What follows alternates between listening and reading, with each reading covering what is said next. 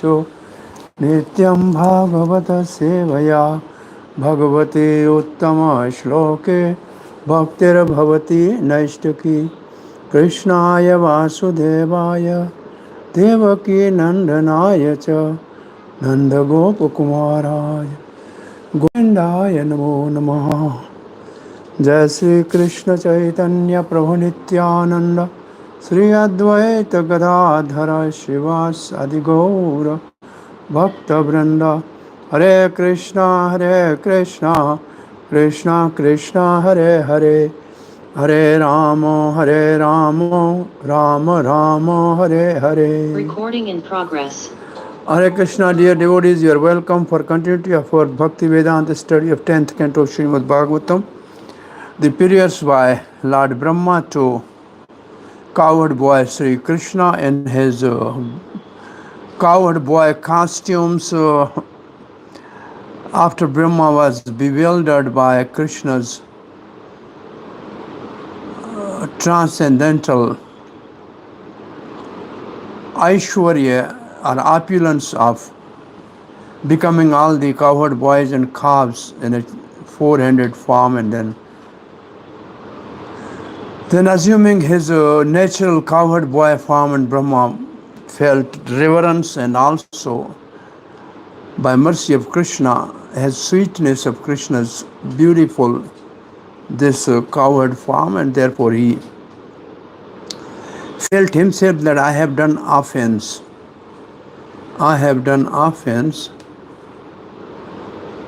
and he want to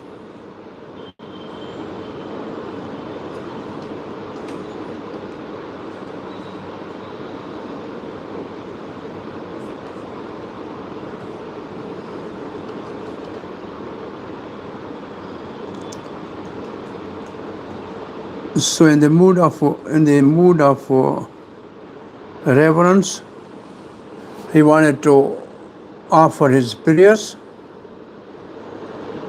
and obeisances to Nandanandan Krishna. So this Nandanandan Krishna is a Pashupa Angaja. That was the verse 1 we have finished. We also finished verse 2, in which the section from verse 2 to 8, who cannot understand the glories of two-handed form of Krishna as cowherd boy. So verse number 2, Brahma is saying, my dear Lord, I nor anyone else can estimate the potency of this transcendental body of yours. Which is the transcendental body? Abhar vapushaha tadit ambaraya. Rain cloud like Ghanasham, your bluish body with the molten gold lightning like your pitambar cloth, and the peacock feather on the head, and banbala forest flower and leaves garland around your neck, and gunja mala in your ears. This form which has shown such mercy to me, and which appears just to fulfill the desire of your pure devotees, means the devotees in the Vrindavan, cowherd boys, cowherd men, cowherd women, gopis, all these devotees can only relish, and not only they relish, you relish in their company. Although my mind is completely withdrawn, it means I am self-controlled from material affairs, so I cannot understand your personal form. How then could I possibly understand the happiness which you experience within yourself by having these pastime in Vrindavan? And what are which pastime? Oh, stealing butter, drinking the milk from the breast of gopis, and herding the calves, and playing with your cowherd boys, having a forest picnic. How can anybody understand that how much bliss, how much happiness you are getting from this form? And we have read the Chakravarti Pad's purport also last time. So Brahma was fearing that Krishna will say, I am small boy, how can I do it? Why you are praising me? So, you are master of all powers in the universe, while I am but a small son of coward man. This is one foolishness of Brahma, that he thinks that I have the power of the whole universe. You are an ancient, you are ancient, unborn, an exalted personality. I am but a small boy. This is the another ignorance of Brahma. Second, third, you are knowledgeable of the four Vedas, and I don't know. I never went to the school. I am ignorant. I am herding the cows. I have in my hand this just small food, and you are so powerful and opulent, the controller of the whole universe. You control the illusion. I thought I can illusion you. This was my actually bewilderment, but I am. I mean, how come all this happened? I am not qualified for your praise, Krishna will say, because these are some ignorance which Brahma was thinking. Fearing such objection from Krishna, Brahma spoke this verse, repenting. This is most important for anybody who has any unknowingly or unknowingly committed any offense. The first thing is repenting. And after repenting for having offended Krishna due to his ignorance, so first repenting, and second, I cannot estimate avastitim, the greatness of your transcendental body, engaging in childish play. What do you speak of your pastime of youth, Kaishora? It means it is very difficult for the people to understand the Ras dance of the Krishna and other pastime with the young gopis and a Kishore Avastha between the age of 10 and 15. If I cannot understand the potency of your transcendental body, then how could I possibly understand the happiness you experience within yourself by herding the cows? I cannot, though I am an offender, because I have semblance. It's not resemblance. I'm just a bhas of devotion. I have become qualified to receive the drop of your mercy. Patiently listening to Brahma, Krishna replied, but to fulfill your desire and show mercy are the traits of the human being also. They can also fulfill desire and show mercy. Brahma responded, but my lord, your body is not material, bhutmayasya. Your body is spiritual. Brahma Santa says, Angani Yasyan Sakalendri. So you can perform any action with any part of your body. Your body is transcendental. And this verse shows not only that Lord can perform any activity or function with his own body, but he can perform through the body of other Vishnu Murtis or even the bodies of the all living entities, because this Vishnu Murti is also in everybody's heart as is Paramatma, who is also Vishnu Murti. Although Lord cannot perform any function with any one of his senses in his transcendental pastime as Govinda, he generally sees with his eyes, touches with his hands, and hears with his own ears. Thus Krishna acts like most beautiful and charming young coward boy. Brahma continued, my lord, you have shown me the form of Vasudeva, Deva Vapusa, which is 400 form which he appeared in front of Devaki and Vasudeva, who bestowed mercy, Madanugrahasya, by teaching me the 4 verses, Chatushloki, of Bhagvatam, because this was Narayan who spoke Bhagvatam to him, to fulfill your desire, Ichamaya. This transcendental body is the source of these Vishnu Vasudeva forms. You, Krishna, is the source of all these Vishnu forms. Though your body fulfill your desire, it is spiritual and not like our bodies, which are product of matter, Bhutmaya. I cannot estimate the potency of your spiritual body, even though I have revealed the Vedas and studied the fruits of the Vedas, Bhagavatam. I cannot even understand the greatness of your Vasudeva form, what to speak of greatness of your original source of those transcendental forms, the two-handed form of Govinda. In this topmost transcendental form, as an innocent coward boy, you intensely relish the pastime of stealing butter, drinking the gopis' breast milk, tending the cows, playing with your flute and enjoying your childhood pranks, which are extraordinary even in comparison with the activities of your Vishnu expansion. So actually what Brahma is saying, this coward boy form is higher than Vaikuntha, Vasudev form or 400 Narayan form. Sridhar Swami, Jiva Goswami writes, Sridhar Swami explained that this verse is an answer to the objection. What is the objection? You offer respect to me, but actually you are simply describing my form.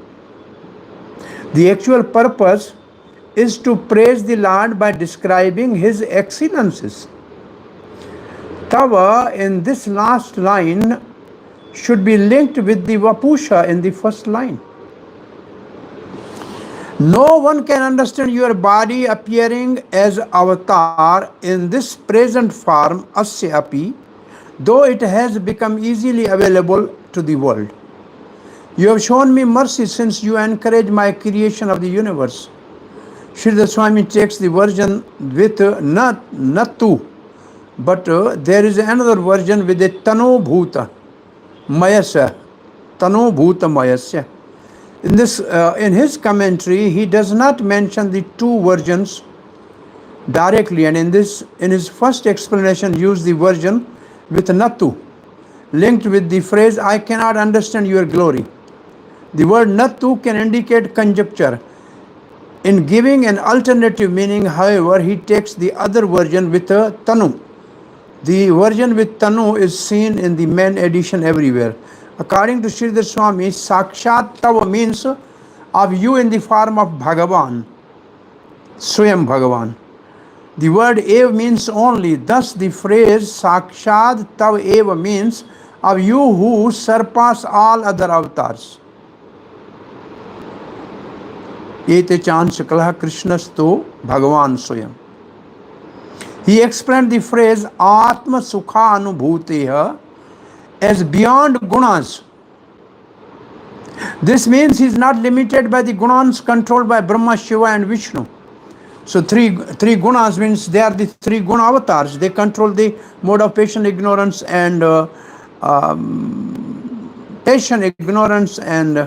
goodness. You are beyond that. It means your pastime is beyond all these.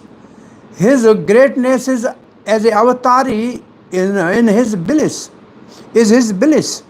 This is understood from the Shruti. All living beings take their life from Lord full of bliss. Brad Arnike Upanishad. And Taittiriya Upanishad also says, who could breathe without this Brahm? If this blissful Brahm were not present, it means everybody is depending on Supreme Lord. Paras Shakti Vivadhai Shruyate Svabhaki Gyana Bala Kriya. The Lord has natural energies of knowledge, strength and action. Svetashwar Upanishad. State in this verse incomprehensible in its impersonal feature. He explained that Krishna, with his personal feature, is more difficult to understand than Brahma in verse number 6, which will come. So Krishna is difficult to understand than to understand Brahma is very easy to understand. But to understand Krishna is very difficult. And if the universal form, Bhutmayasya, the another meaning of Bhutmaya is universal form. One meaning of Bhutmaya is all elements and all the whole material creation is within its form. It is hard to understand, is also difficult to understand. Brahma is to understand is difficult.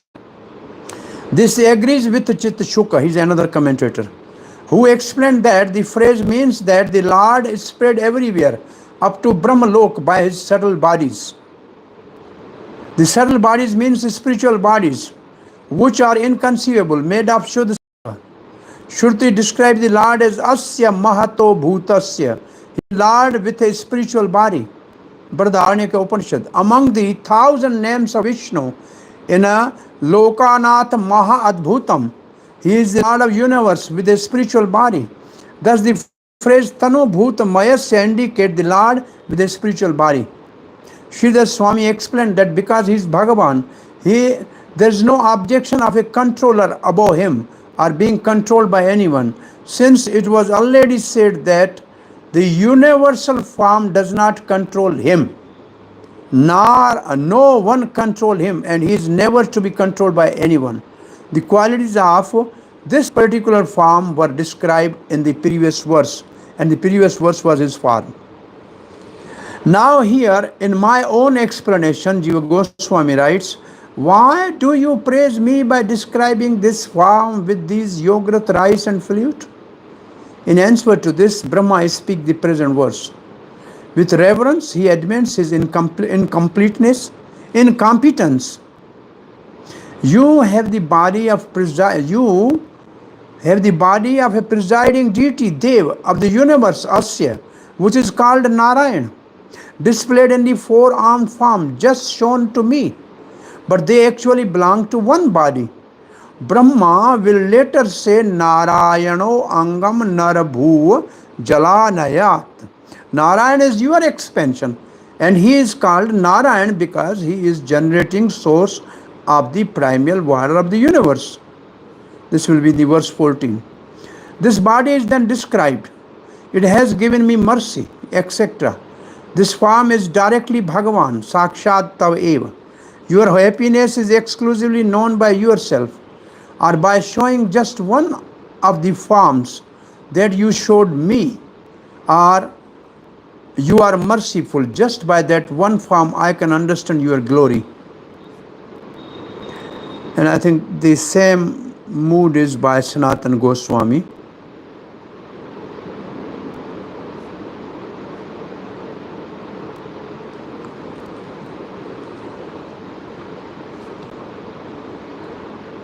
This you can refer to the more commentary also if you like. Now we're going to verse number 3. Gyane priyasam udapasya namanta eva jivanti sanamukharitam bhavadhyavaratam sthane stita shrutigatam tanuvan मनोभि ये प्रयासो Ajit जितोपि असितये satrilokyam. Ajita, one who is unconquerable, is jito, is conquered by those who hear about you. Sthane sthita, in one place. Shruti gatam tanuvan manobhihi. These are the from the Lord's mouth of the devotees, are from yourself who hear your katha, can understand, they actually conquer you. But gyane priyasam, the endeavor for knowledge, udapasya, they throw it away, they give it up. Namanta eva, they are offering their obeisance. Jivanti sanamukharitam bhavati avaratam. Jivanti, they just only live like the fish in the water. And what is the water? Sanmukh, san means devotees, satam prasangam, san means satang prasangam, the great devotees, and from their mouth, bhavatiya vartam, your great pastimes. When somebody heard, even not going to the place of pilgrimage, it only one place is staying, sthan sthita, shruti gatam tanuvan manobhi. With their body, with their mind, with their words, they glorify you. Then they can conquer you. This is a very, very wonderful verse. Those who even while remaining situated in their established social position, means varnashram, throw away the process of speculative knowledge, gyane priyasam udapasya, and with their body, words and mind, offer all respect to description of your personality and activities, dedicated their lives to these narrations which are vibrated by your personality, you personally, or by your pure devotee. You personally means Bhagavad Gita, and your pure devotees means Vyasadev, who has compiled Srimad Bhagvatam, and Sukdev, who is speaking that Bhagavatam. Certainly conquer your lordship, although you are otherwise unconquerable by anyone within the three worlds. Here the word udapasya clearly indicates that one should not even slightly endeavor to understand the absolute truth by the process of mental speculation, for it invariably carries one to an imperfect, impersonal understanding of God.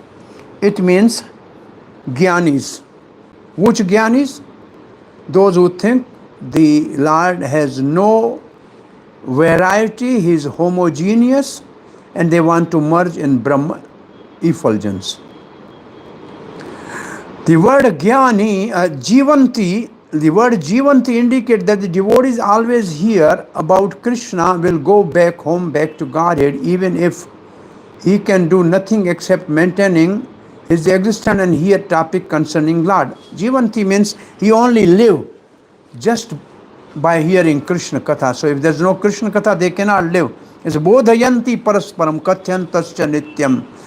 If they don't hear, they give up the body. Madgat prana. This is the verse I am speaking from Chaturshloki Bhagvatam. Srila Sanatana Goswami has explained the word tanu van manobhi. Tanu means body, van means words, and manobhi means mind. These are the three part of our existence by which we execute devotional service. The sadhana bhakti is executed by body, mind, and words. So in three ways, the explanation of Sanatana Goswami is by three ways. The first, in reference to the devotee. Number one is in reference to the devotee. Through their body, words, and mind, the devotees are able to conquer Lord Krishna. Thus, becoming perfect in Krishna consciousness, they can touch their lotus feet by their hands, call him to come with their words, means they use the words to call Krishna. They use their body by touching the lotus feet of Krishna, and they attend his direct audience within their mind simply by thinking about him. So this is the devotees can conquer Krishna through devotional service, practice of body, mind, and words. Now in case of non-devotees, the word tanuvan manubhi refers to the word ajita. So unconquered. And they indicate that those not engaged in loving service of the Lord Krishna cannot conquer the absolute truth by their bodily strength. Bodily strength means tapasya, verbal expertise, which means gyanis, and mental power, which means yogis. Actually, you can translate it is like that. Despite all their endeavor, the ultimate truth remains beyond their reach. Now the third explanation. In reference to the word jitta, conquered, the tanu vana manobhi indicate that the pure devotees of Lord Krishna conquer the body, words, and mind. Whose? Lord Krishna's body is conquered because Krishna always remains by the side of his pure devotee. It means devotee get association of Krishna. Lord Krishna's words are conquered by pure devotee because Lord Krishna always chants the glory of his devotees, like Lord Vishnu was glorifying Ambrish Maharaj, that sadhus, they live in my heart, I cannot live without them because they have given everything to me. They glorify the pure devotees. Lord Sri Chaitanya Mahaprabhu was glorifying Madhavendra Puri's greatness, how Krishna brought milk for him, how Krishna manifested as Sri Nathji Gopal and how he wanted the sandalwood to be brought by. These are the glorification of Lord of the pure devotee by his words. Lord Krishna. And the Lord Krishna's mind is conquered because he always think about his loving devotees. Yudhishthira Maharaj went to Krishna and Krishna was thinking of pure devotees. He said, of whom you are thinking? He said, Bhishma. Because now he is thinking of me. He is about to leave the body. And he has a boon that he can leave body only on his will. So he wants me to see. He wants to see me at the last moments. So Krishna was thinking of Bhishma. Krishna was always thinking of Arjuna's benefit, of Draupadi's protection, of the Pandavas. So So the devotees the Krishna is conquered by devotees. Srila Vishwanath Chakravarti Thakur has explained the Tanuvan Bhi, Manu Bhi in a different way. He has used these words with the word namantaha, offering obeisance. He explained that devotees can take full advantage of transcendental topic of Lord Krishna by offering all respect to those topics with their body, words and mind. One should engage his body by touching the ground with his hands and with his head, while offering obeisance to the topics of the Lord. Wherever there is a Bhagvatam, we go there and offer obeisance, that is with the body. And Srimad Bhagavatam, Lord's topic, one should engage his words by praising transcendental literature such as Bhagavad Gita and Srimad Bhagavatam, as well as the devotees who are preaching such literature. So our words should be used like that. And one should engage his mind in feeling great reverence and pleasure while hearing the transcendental topic of the Lord. In this way, a sincere devotee who has acquired even a small amount of transcendental knowledge about Krishna can conquer him and thus go back home, back to Godhead for eternal life at Lord's side. Chakravarti Pad writes in Svetaswara Upanishad 3.8, Tam eva viditva. Freedom is possible only by understanding Brahma. If that is the case, then how can an ignorant person attain liberation? It means only Brahmins can be liberated because they know the Upanishad. This verse answers the question. Brahma said, your devotees give up all endeavor for knowledge. It means they are not interested in Upanishad. Prayasam udapasya. They simply spend their time hearing your glories. Bhavadya vartam, spoken by you and your pure devotees. Sanmukharitam. Staying in their social position, sthane sthita, they do not travel around to holy tirth. No, without doing anything else. Devotees pass their life hearing topics.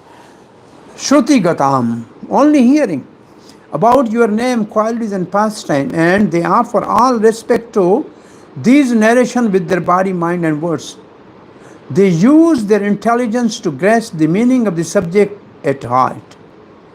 In this way, the pure devotees conquer you, although you are otherwise inconquerable by anyone within the three worlds. You are not conquered by those who attain liberation through gyaan. Indeed, to attain liberation from the cycle of repeated birth and death merely by hearing about you is astonishing, because Jnani cannot get and they can get only by hearing. By knowledge of the Brahma, which is but one aspect of the absolute truth, Jnanis cross the ocean of birth and death. That is the meaning of the Shruti statement, first one. Viditva, when somebody has a knowledge, then he will be liberated. Freedom is possible only by understanding Brahma. That is for the Jnanis. It is not for the devotees. Jiva Goswami writes, the devotee giving up effort to search for you, hear topic of your form, qualities and pastime with intense devotion. This is a very interesting and informative information. Devotee giving up effort to search for you. It means they don't want to see you, but they want to hear. It means God is only seen through ears, not with eyes. Shrotra Chakshu. The ears are the eyes of the devotees. They see the Lord through hearing. Rukmani heard about Krishna and she gave her heart to Krishna. That is the meaning actually of this. Giving up the effort to search for you with eyes, but they simply use their ears to hear the topic of your form, qualities and pastime with intense devotion. And by that bring you under control. You are such a person. That is described in this verse. They give up consideration of the powerful aspect of your form, gyane udapasya. Oh, powerful aspect means Brahma. And out of longing remain in place where there are devotees rather than wandering about on pilgrimage with great suffering to the body. They simply stay with devotees because they have to hear, and they hear from the devotees. They respect the topic by the words, by speaking in agreement. Yes, Jai, very good. They respect the topic by mind, by maintaining faith in your existence. They respect the topics about you or your devotees like Nanda Maharaj, Bhavadya, which are spoken loudly in order to drive away agitation of senses and untruth through though generally the devotees remain silent. In this way they pass their lives, jivanti.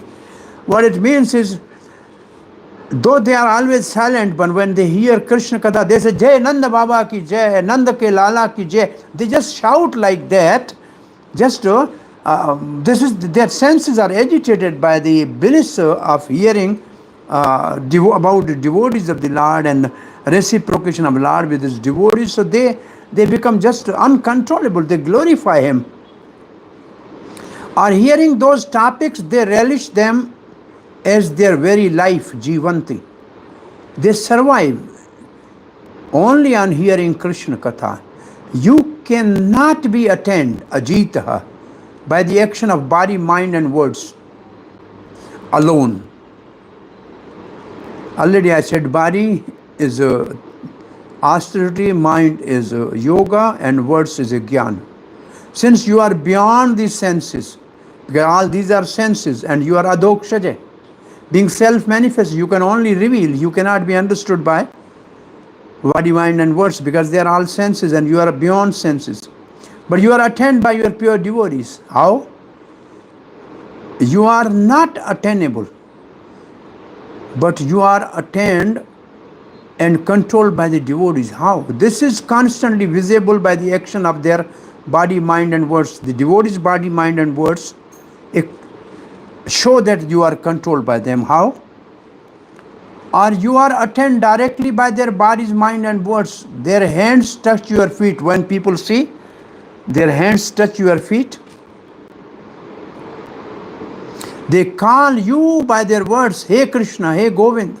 All the coward boys call, Hey Krishna, come here, and you are running towards them. People see that you are controlled by them. Arjun says, Senyor Obhyo Rathe Stape Machudan. You immediately brought the chariot in between the two armies. So you just follow their order. They call you and you follow their order. They touch your lotus feet. Oh, many devotees, they dare to touch the lotus feet of Supreme Lord. The servitude devotees can do always that, but even Vatsalya devotees, they love to massage the feet of Krishna when they are herding calves and cows. When Krishna lay down under the tree, one devotee gave his lap to put the head of Krishna, other devotee give his lap to keep the feet of Krishna, massage the feet. So we can see you are controlled by them. Or you, along with your body, mind and words, are not attained, but you and your body, mind and words are controlled. Your body is brought under control since you stay near the devotees. They keep you with them. Because of the devotees, your words are under the control since you glorify your devotees. Your mind is controlled since you always think of your devotees. Same thing, which is the 3 ways Sanatana Goswamis. So here there is a one good line always to remember. Hearing is the earring that one should always be wearing. This is the slogan, very good slogan you always remember. Hearing is the earring that one should always be wearing. It means we should always be eager to hear Krishna Katha. Bhakti Vinod Thakur says one should hear with service inclined ears. One should hear with service inclined ears. This is the verse Lord Chaitanya accepted first from Ramananda Rai, saying, Eho hai. So Ramananda Rai gave so many other verses earlier about Varnashram. Mahaprabhu say, Eho bahai, they are out. But when he spoke this word, Shruti Gatan Manobhi, then Mahaprabhu said, yeah, this is all right, go more further. So this is the verse Mahaprabhu accepted first. We are going to verse number 4. This is also commonly quoted verse by Srila Prabhupada about the Gyanis, their uselessness in wasting time. And the analogy is given of beating the husk of the rice. Shri Hashratim Bhaktim Udesyate Vibho Klishyanti Ye Kevalabodhalabhyai Tesham Asokalesha Eva Shishyate Nanyad Yathastol Tushavaga Ghatinam. This word klesh you remember from Bhagavad Gita? Then you can know who are those devotees. Anybody can say which verse has the word klesh? Yeah, kleshodikta. Who are they? They are the impersonalists. Yeah, so this klesh is same. This it means this group is in Gyanis. My dear lad, devotional service unto you is the best path for self-realization. If someone given up that path of devotional service and engage in the cultivation of speculative knowledge, which means Brahma Gyan, he will simply undergo a troublesome process and will not achieve his desired result.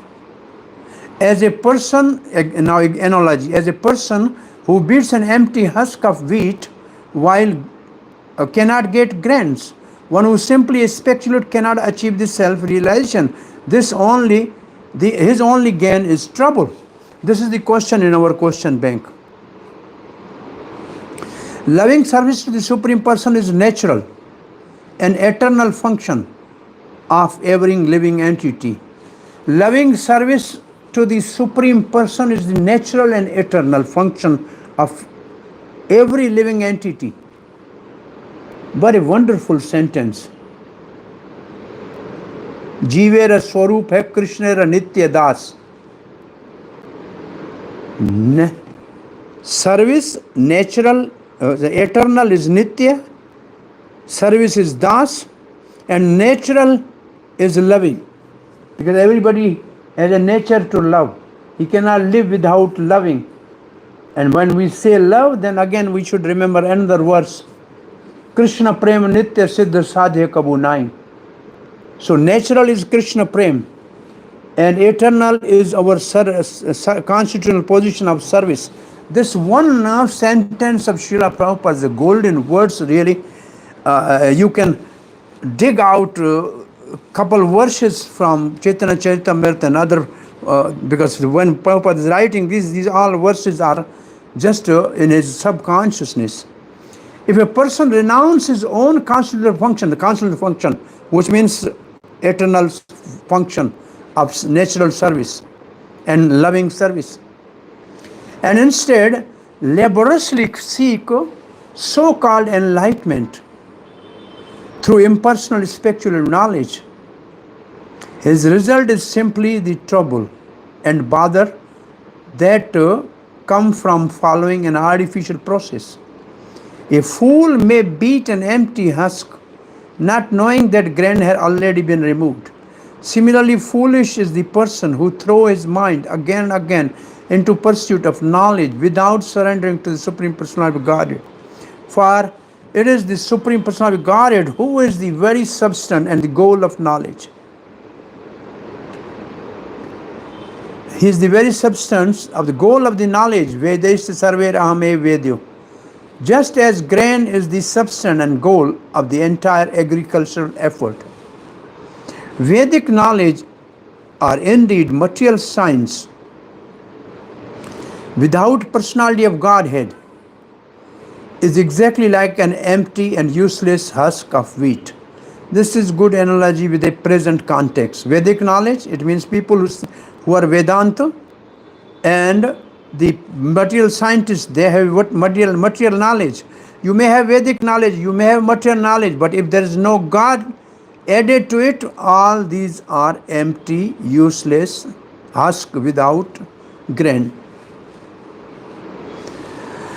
One may argue that by practicing yoga or cultivating impersonal gyaan, one can acquire prestige, wealth, mystic power, or even impersonal liberation. But these so-called gains are actually useless because they do not situate the living entity in its constitutional position of loving service to the Lord. Therefore, such results being superfluous to the living being's essential nature are impermanent. As stated in the Narsinga Purana, Patreshu pushpeshu phaleshu toeshu akrita labhyeshu vaideva satyasu bhaktyasu labhyah purushe purane muktayai kim aratham karishyah priyantanha. Since the primal personality of God is easily attained by offering Him such things as leaves, flower, fruit, and water, which are all found without difficulty, why does one need to endeavor for liberation separately? Somebody asked me this question: what are the example of offering fruit? Who is the example of fruit? Who is the example of water? Who is the example of leaf? And who is the example of fruit? Anybody can give some answer?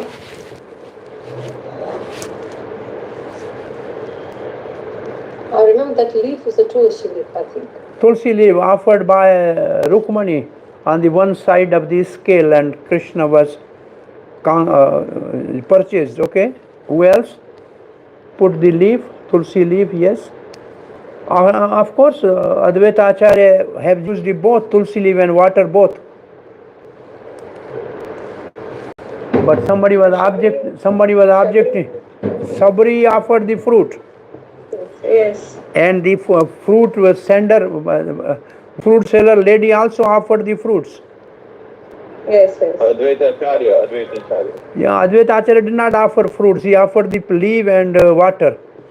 But when I told him, Advaita Acharya, he said, this is after, this is not in the old history of the Gita, so give some other example. Who offered the water, leaf, fruit, and what is the fourth one? Not by the Chandra. Patram, Pushpam, Phalam, Toyam. Pushpa. Who offered the flower? Gajendra. Yes. Somebody else? Kubja. Kubja after Sandal. She offered Sandal paste. Angarag. Sudhama Mali offered flower garlands. Yeah. Pani dena. Yes. Some other example of specific of water or something?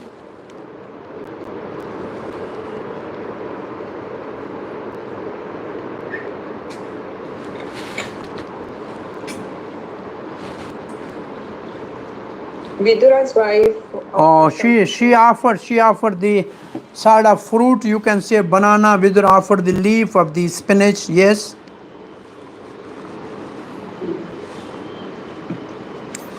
बोतल रखिए पानी जी उतना कड़ी नहीं रख.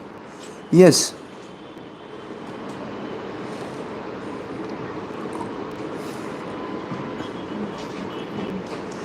Although the process of devotional service to Lord Krishna is very simple, it's extremely difficult for stubborn, conditioned souls to completely humble themselves before the Supreme Person of Godhead and absorb themselves 24 hours a day in His loving service.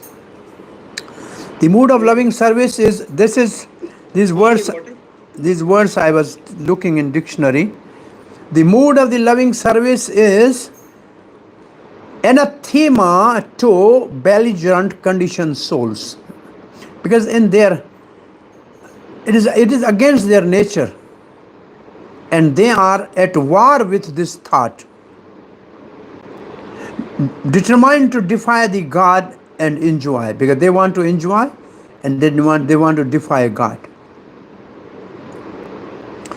When such stubborn conditioned soul attempt to bypass surrendering to Lord through proud attempt at philosophical speculation, austerity and yoga, they are turned back to the material platform by powerful law of God and violently merge into the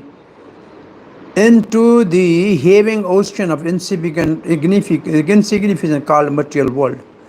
Chakravartipad writes, one can achieve success by performing any one of method of bhakti, such as hearing and chanting. Nourishing a Puran confirmed this. Since you can easily attain the original person of Godhead by worshipping him with devotion, using leaves, flower, fruits, and water, which are freely available, why does one need to endeavor for liberation separately? Same verse. Though this is true, those who reject bhakti and pursue path of spiritual knowledge, gyaan, only gain trouble and botheration. This is the intention of this verse. Sridhar Swami says that gyaan is a dry path, whereas bhakti is a cool stream flowing like a river of honey. The word shriya, which means supreme benefit, also refer to all the fruits of all other processes such as karma and gyaan. So one who performs bhakti also get all the result of all other processes. That is interesting. There's a verse in 7th chapter of Bhagavad Gita, last verse. Vedeshu yagnasu tapasu daneshu yat phalam pradishtam tateti sarvam. All these are automatically achieved by devotional service. This verse in the 7th chapter of Bhagavad Gita, last verse, I think. Anybody remember? Am I right? That is in 8th chapter. Yes. 8th chapter? Vedeshu yagneshu tapasu. Achha, which chapter is this? 8th chapter. Last word of the 8th chapter? Yes. Okay. Vedeshu yagnasu tapasu yat punyam. What is the verse? Daneshu yat punya phalam pradishtam. Tatet sarvam eti. Sarvam idam veditva yogi param sthanam upayati chati. So this is the 8th chapter, all right. What is the verse, last verse of the 7th chapter? Jara marana mokshaya. Okay, this verse 8th chapter is last. I think it's adhbhutadi. No, adhbhutadi. Anyway, so 8th chapter is the right answer, right? The path of bhakti gives all these fruits and is thus called Shriya Shrutim. Shriya Shruti means path of supreme benefit. Shriya is the supreme and Shrutim is benefit. The Jnanis who reject Udishya, the path of auspicious Shriya Shrutim, get only suffering, klesha. It is like beating a huge pile of empty husk of rice. The result of the effort is pain in hands and no rice. Jiva Goswami writes, it is seen that others giving up that type of bhakti practice gyaan using hearing and contemplation of the Upanishad in order to realize the greatness of Lord. Bhakti produced the best result among all the good processes. Shriya Shrutim. It includes all results such as gyaan. In spite of bhakti with its sweet topics, some people give up this process and throw it far away, giving it no respect, udishya, but they suffer to attain realization of the self, devoid of bhakti. They take great effort to observe yama, nema, and go here and there to obtain proper hearing and contemplation of Upanishad, but all they get is suffering. They do not even get purification of heart, because purification of heart comes from Nishkama Karma Yoga. But by practicing yoga, one can obtain siddhis. Other methods give no result. Swaraga apavarga yoho punsham rasayam bhuvi sampadam sarvesham api siddhanam moolam ta charnachar archanam. 1081:19. Devotion service to the Lord's lotus feet is the root cause of all the perfection as persons can find in heaven. It means karmis. In liberation, it means jnanis. And subterranean regions and on the earth. This is the yogis, because they want mystic powers to go here and there. So what can be achieved by the karmis, jnanis, yogis that can all be achieved simply by serving the Lord's feet. Lord Himself says, Yasyam name pavanam anga karma sthiti udabhava prana nirodha asnodhamasya leelavatare siddha janam vasyad vandhayam giram tan bhrityam dhira. O Uddhav, the wise do not accept useless scripture in which there are no description of how I create, maintain, and destroy the universe, and in which there is no description of my auspicious birth as Krishna among all the Leela avatars. 11:11:20. Any scripture which have no Srishti Leela and Ras Leela, it is useless scripture. That's what it says. A suitable example is given. Fools who beat empty husk become laughing stock of others. Husk simply become finer and gets destroyed. The fools get sore hands, that is all. And Sanatana Goswami almost writes same thing.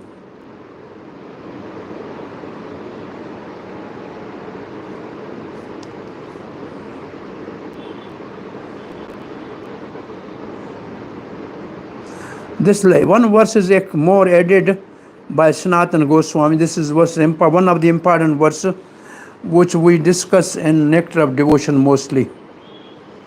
Ya esham purusham shakshad atma prabhavam ishwaram na bhajanti avajananti sthanat bhrishtaha patanti adha.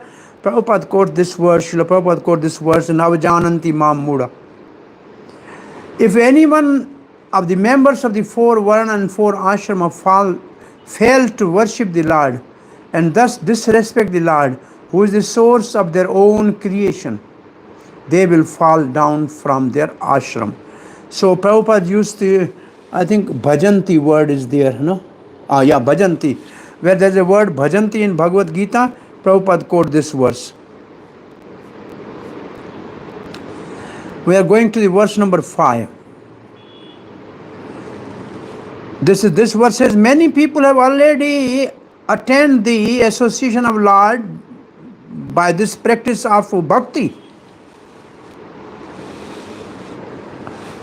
Pureha means in the previously. Pureiha in this world, previously in this world. Bhuman, O great Lord. Bahavo api yoginas, many yogis. Twadara pitaha nija karma labdya, they offered their all activities prescribed and all at your Lord's feet, which is like which verse? There are two verses which we can quote. Everything which is offered to the Lord is only useful. Which is the one verse? Yat karosi, yat asnasi, jahosi, dadasi, yata. This is the one verse. And the other verse is prayer by Sukdev Goswami, second canto, 4th chapter, some verse somewhere, where you may be tapasvi, you may be gyani, you may be this, you may that. If you don't offer it to Krishna, then there is no result. Anybody remember this verse?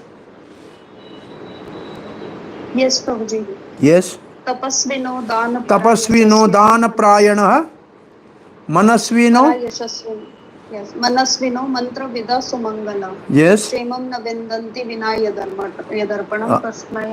Kshemam na vidanti yada vinarpanam tasmai sarvase shubhadre sarvenama. This is the verse number 4, 2, 4, must be 16, 17 somewhere. 17, yes, something like that. Okay. So everybody should write these line for this nij karma arpanam. Vibodhya bhaktya eva kathopanitaya prapade agno achyutate gatim param. O Almighty Lord, in the past many yogis in this world achieved the platform of devotional service by offering all their endeavor unto you and faithfully carrying out their prescribed duties. Although such devotional service perfected by the process of hearing and chanting bowed you. They came to understand you, O infailable Achyuta, and could easily surrender to you and achieve your supreme abode. Here class the Aleppo phone karyando.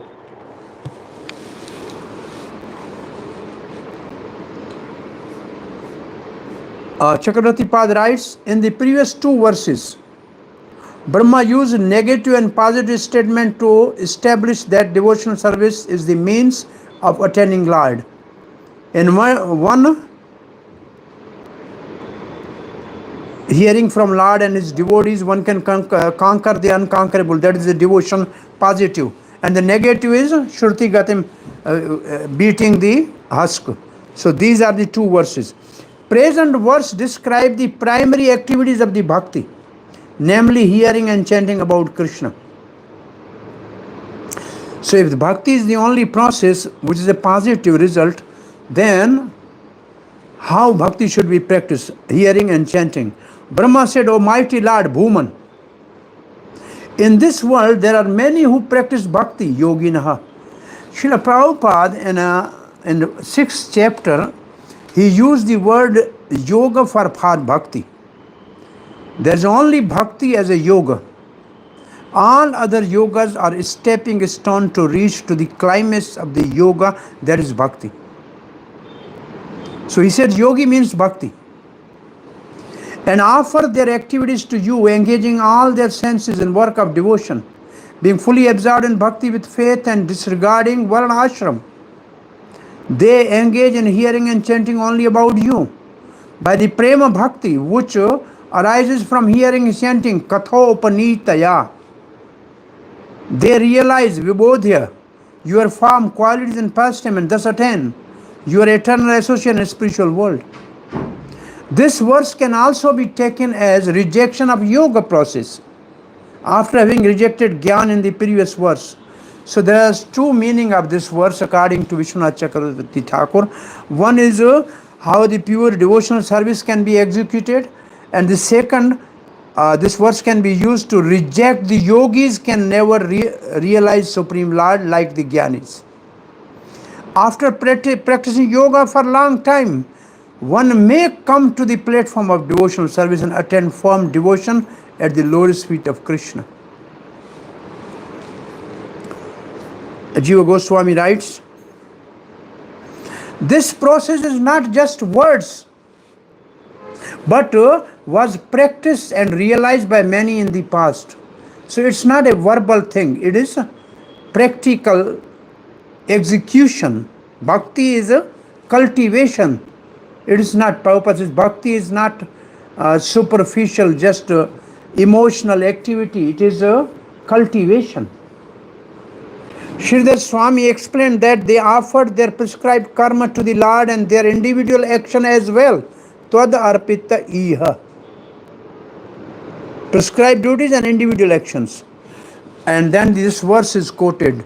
Dharma swanvishthita ponsham visvakena katha sunaha napadadde yadi ratim sharamevahi kevalam varnashram dharma of human being, which does not produce attraction for the topics of Lord, is only waste of efforts. By having a taste of your topics, they attain nearness to you. By endeavoring taste for those topics, one can realize you. Satam prasangam mama virya samvido bhavanti hirtakara karana rasayana katha bhavanti hirtakarana rasayana katha. Tejoshna, Joshna means cultivation. Ashavapavarga vartamani, they are on the path of liberation. Shardha, Rati, Bhakti, Anukram, Shanti. Shardha means Vaidhi Bhakti, Rati means Bhav Bhakti, and Bhakti means Prema Bhakti. From association of the pure devotees with the great best devotees, topic of my glorious pastime become directly realized, bringing the devotees to the nishtha. Very important is nishtha. When you see this line, we should remember nashta prayesho abhadresho nityam bhagavat sevya. Bhagavati nishtha. Nishtha is coming by hearing everyday topics from the Bhagavad Purush about Bhagavad. Then the topic become an elixir, which means ruchi. To the heart and ears, there is a stage is called ruchi. By taste for these topics, asakti. And after asakti, there is a bhav and prem for the Lord, who is the destroyer of material life, quickly upvarga, quickly develop in sequence. Iti achyutangrim bhajato anuvartya bhaktir virakti bhagavat prabodha bhavanti vai bhagavatasya rajans tatah param shanti upayeti sakshad. 11:2:43 Bhagavatam says, O King, Maharaj Nimi, the Navyogendra, they speak. The devotee who worship the lotus feet of infallible Achyuta with constant endeavor, achieving unflinching devotion, attachment, and experience of the Lord, Asakti, he achieves supreme happiness. With an increase in prem, love, the person then attains with surrender, prapedi, surrender. Prapedi means parpanna, which means holding on the lotus feet of Lord. An intimate relation with you, param gatim. O Lord, with unlimited glories, bhuman. The suitable result for bhakti dedicated to you. O Lord, you do not fail to give the desired result by performing bhakti, achyuta. Na chaivanti hi madbhakta mahattayam pralyadapi ato achyuto akhile loka vidhi vividabhi praniyate. My devotees do not perish even at the time of universal destruction. The Lord alone is indestructible, all pervading in all planet. Skanda Puran. This is the definition of Achyuta and Achyuta's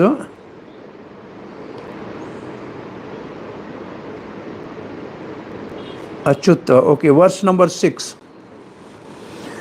Athapi bhuman mahimang gunamste vibodhum maharatya amalantaratmabhi avakiriyat swanubhova anubhavadaro arupato hai ananya bodhyatmataya nacha anyatha. Now Brahmaji is saying, non-devotees, however, cannot realize you in your full personal features. Nevertheless, it may be possible for them to realize your expansion as impersonal supreme by cultivating direct perception of the self within the heart, which means Paramatma realization, which is the goal of yogis.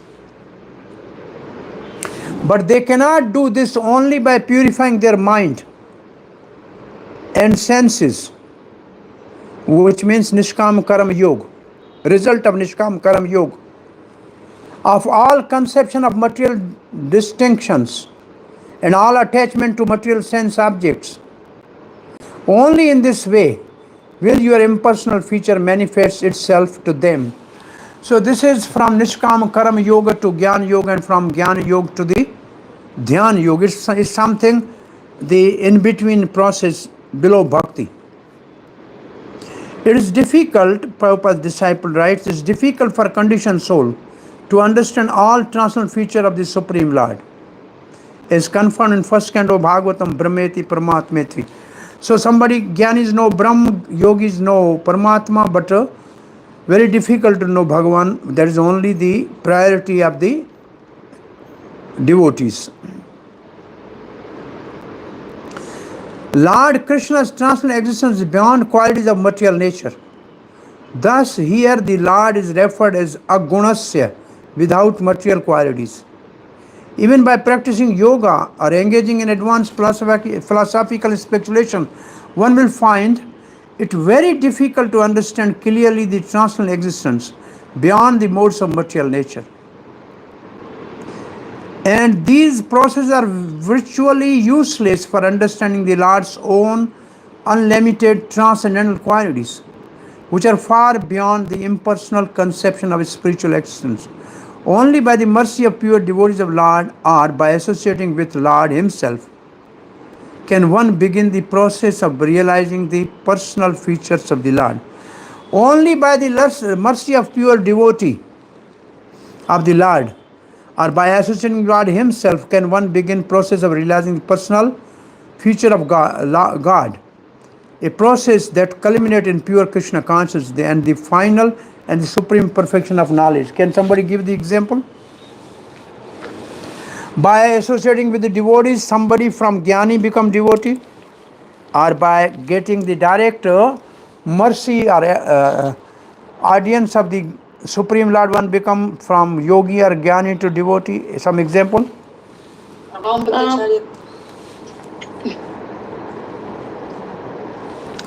Who? Sarvabhauma Bhattacharya. Sarvabhauma Bhattacharya, directly by associating with Chaitanya Mahaprabhu, from impersonal Gyani become a great devotee. Good.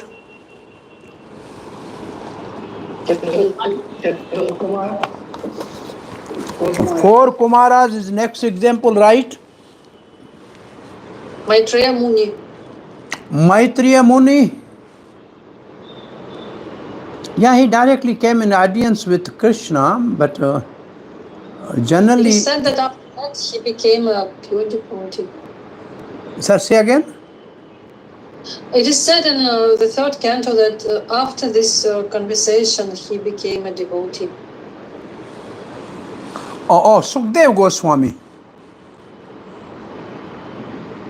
Sukdev Goswami was Gyani, but when he heard about Krishna's pastime, and then he came to Vyasdev and studied the whole Bhagvatam. Sukdev is example, four Kumara is example, Sarvabhauma Bhattacharya is the right example. In Chitraketu? Chitraketu is not like a yogi or impersonalist. He was a king. And simply by the mercy of Narad and Angira, he became a devotee. Yes. I'm again reading. Only by the mercy of pure devotee like Devrishi Narad or Lord Himself, one began process of realizing personal feature of Lord. So mostly it is either the association of pure devotee like Narad or Lord Himself. The devotees, they can rise from the Gyani or yogis to become devotees and perfect in Krishna consciousness. Kumara and Sukadev are the examples. One is by a devotee and one is by a Supreme Lord. Maybe some other, think of those. Chakravarti Pad, this whole Sanskrit is given. I don't know, somebody has a book, commentary by Chakravarti Pad, he can read that. Here there is no English translation in this section, I don't know why. But other version which I am not able to open, I gave you earlier, in which there is a commentary by Vishwanath Chakravarti Thakur also. Somebody can open this commentary and then we can read this. Or Jiva Goswami we can read. Devotees completely give up attempt at Gyaan. However, two verses explain some result from the Gyanis. So Gyanis can get something. They cannot get Lord, but they get something. Yes. Your greatness, Bhuman, without qualities, a guna, is possible to be understood by intelligence, vibodham. So Gyanis can understand the impersonal Brahm, that's what it says. This includes revelation to the senses also. Perception of your greatness is possible. Mahima stands for Mahimanam. The Lord and Jiva is considered one because they say they are impersonal. They say there is no difference between the Brahma. Brahma is one. Because Jiva is a conscious ans of Lord. Ananya bodhyatma atmayanta. Sridhar Swami explained that Lord is called arupata because he is not an object of perception. This is a good sentence. Why Lord is called arupata? which means there's no form, because he is not object of perception. We cannot see the Lord with the senses. So we say he has no form, because we cannot see him, because our senses are imperfect. They cannot realize this Lord who is beyond the senses. Therefore he is called arupata. So-called perception of Lord by chitta, which means consciousness, is simply a perception of an object with a semblance of chitta, chittabhas. Chitta abhas. Or though you can be perceived through bhakti, one cannot completely realize you, since you are an ocean of unlimited auspicious qualities. But some person can realize the greatness of perhaps one of your qualities, gunasya. He can realize the great mahi, treasure ma, mahi ma. Ma means treasure, great means mahi. Of one among your qualities like mercy. Only one mercy, one quality is treasure, great treasure for the devotees, because by only one this mercy, Krishna Kripa Murti, his divine grace, this only one quality that the representative of Krishna as a spiritual master deliver millions of people. One quality only, mercy. So we call Srila Prabhupada his divine grace, Sri Krishna Kripa Murti. So only your one quality, and this is the spiritual master is as good as God in giving mercy. So only one your quality is so great and treasure that so many millions of people are benefited by that. Swanubhavat, everybody realized that quality according to his own realization. But nobody can know it completely. His own realization, that this example, anyone remember? 5 blind people were touching the elephant and everybody was saying his trunk is like a tree, his legs are like pillars, his body is like wall, his ear is like fan, his tail is like rope. So all are correct in their own perception, but they don't know the whole elephant. Similarly, we cannot know the whole, we can only know in part. This one pastime, Srila Prabhupada's, in Kumbh Mela, there was a hard discussion between Jamuna Mataji and Madhudvesh Swami that there's no difference between Krishna and Krishna and Balaram. Yes, and Chaitanya Mahaprabhu says one is white and one is black, that's all. Shama Varana and Gora Varana, bas. They are one in a... But Jamuna said, no, there is difference between the two. Only Krishna can have pastime with Radha, not the Balaram, so there is a difference. So, there was a hard discussion. Tamal Krishna Goswami was listening this. He went to Srila Prabhupada. He said, Prabhupada, Madhudvesh Swami is saying there is no difference between Balaram and Krishna. Prabhupada, yes. Chaitanya Charitamrita says, one body, one Atma, 2 bodies, one is Sham and one is Gaur. Prabhupada said, but Jamuna says, Prabhupada, Jamuna says that there is a difference. Only Krishna can have pastime with Radha, not Balaram. Prabhupada said, yes, she is also right. Then Tamal Krishna Maharaj said, how can both be right? Prabhupada said, you are also right. So then they were laughing. Then ultimately Prabhupada says, it is according to everybody's realization, because nobody can know complete truth. So it is like 5 blind people